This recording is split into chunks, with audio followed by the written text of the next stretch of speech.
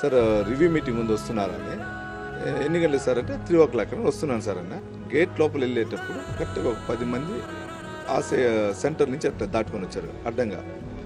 దాంట్లో నా పక్కన ఒక అబ్బాయి పొడుగుటి పట్టా కత్తి అంటారు, ఆ కత్తి పెట్టుకుని వెనక షర్ట్ పెట్టుకుని ముందు నడుస్తూ ఉన్నాడు. అప్పుడే నాకు అర్థమే అటాక్ జరుగుతుందని చెప్పి ఇమీడియట్లీగా చంద్రరెడ్డి డిఎస్పీ గారికి చేశారు.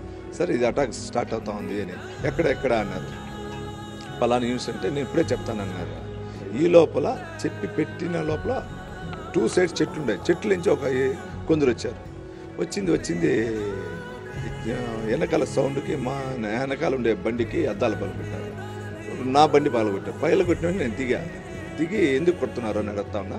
ఎందుకు కొడుతున్నారు అడిగే లోపల ఒక సమిట్ ఎత్తుకొని వచ్చి సమిట్ కాదు, ఫస్ట్ ఒక డిఫరెంట్ ఒక డిఫరెంట్ రాడ్ లాగా ఉంది, రాడ్ కూడా కాదు, ఒక డిఫరెంట్ దాంతో ఎత్తుకొని వచ్చి కొట్టపోయినాడు.